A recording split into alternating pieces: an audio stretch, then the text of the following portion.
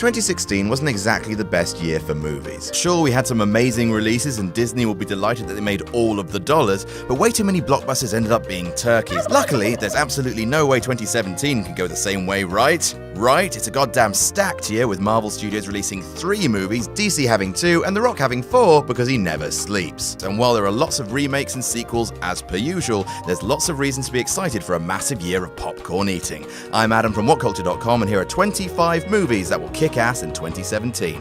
Number 25, Pirates of the Caribbean: Dead Men Tell No Tales. After pulling in billions of dollars already, Johnny Depp's infamous self-parodying Captain Jack Sparrow returns with a 5th Pirates of the Caribbean outing. This time, the rockstar pirate lord is back searching for another MacGuffin, the Trident of Poseidon, because sure, why the f*** not, to extend his legend while yet another ghost pirate villain tries to kill him. Orlando Bloom is back.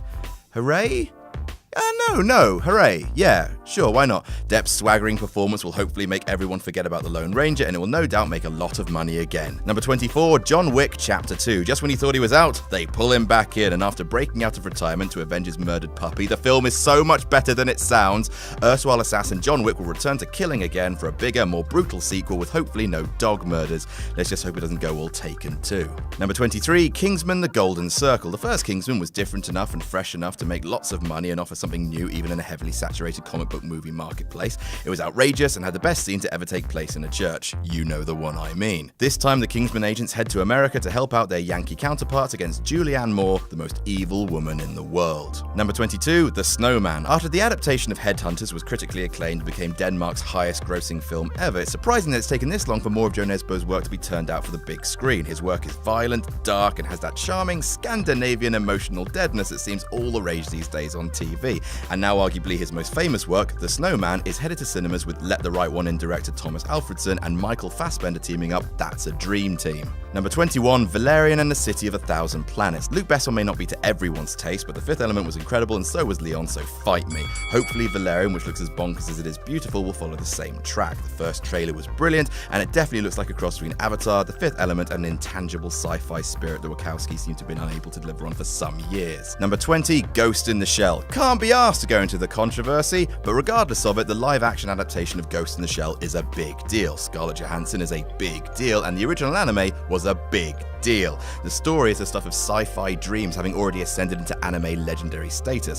Whether a live-action adaptation can do justice to the artistic vision of the anime, that remains to be seen, but we can at the very least expect a stunning visual spectacle. Number 19, Baywatch. To be honest, the idea of a big screen Baywatch remake was a bit of a strange one, but hey, 22 Jump Street worked, and wouldn't you know it, the first trailer announced Baywatch as more tongue-in-cheek and self-aware than anyone ever expected. They are making lifeguarding relevant again, apparently. The Rock is always a magnificent cocktail of tight meat and the best smile in the universe. Alexandra Daddario is great, and Zac Efron might legitimately be one of the most underrated comedy actors working at the minute. Fight me. Number 18, Baby Driver. This getaway driver film, which is apparently based at least partly on a music video Edgar Wright directed for Mint Royale back in 2003, is the stuff of genre dreams. It has a great cast, including Kevin Spacey, Jamie Foxx, Jon Hamm, and Jon Bernthal, and who the hell doesn't like a bank job gone wrong? Plus, it gives Wright a chance to show Marvel why they were stupid to not let him make Ant-Man. Number 17, The Fate of the Furious. Ain't no one expected Fast and the Furious 8 to have a shocking trailer, but it actually did, generating a surprisingly large amount of new interest in the film. In a world where high-numbered sequels generally mean trotting out the same thing in different clothes, Fate is turning the main character heel. That's a doozy. It's also boosting out the cast with talent as big as Charlize Theron and Helen Bloody Mirren, and obviously the Samoan battleship, The Rock. Number 16, Kong Skull Island. It barely matters how many terrible monster movies have been released in the past. We like seeing giant beasts smushing tiny puny humans, then smushing each other, which is why Jordan Charles Vogt Roberts,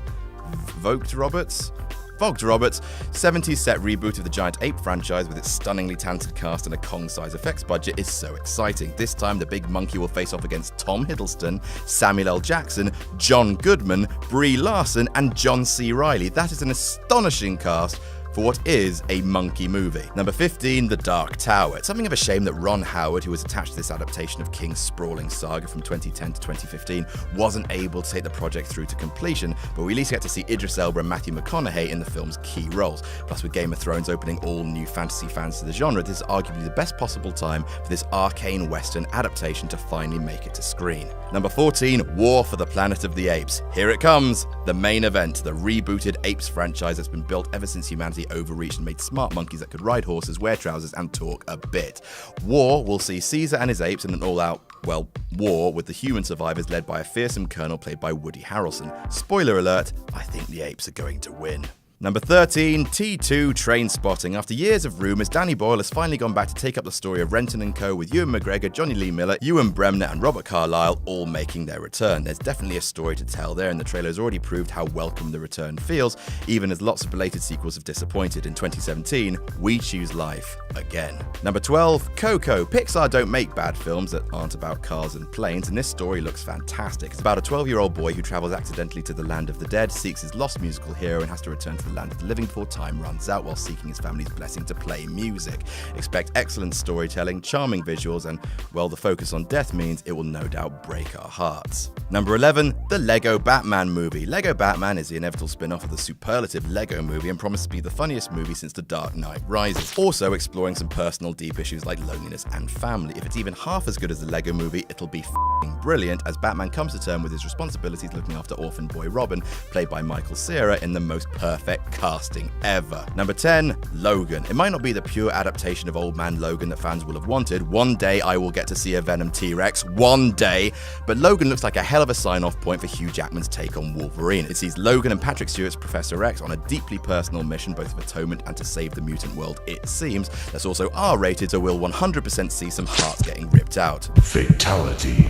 Good night, sweet Wolverine. Number 9, Blade Runner 2049. Denis Villeneuve has quietly gone about making himself one of Hollywood's MVP directors, directing a string of excellent releases in Prisoners, Enemy, Sicario, and now Arrival. I do not say this lightly, he has earned the right to make Blade Runner. Little is known of the plot, but it's got Harrison Ford, Ryan Gosling, and Batista in it, so I will see you there. Number 8, Wonder Woman. Though DC fans will hate the direct comparison, this is DC's version of Captain America, with a period setting, old school war sequences, and a distinctly vintage flavour.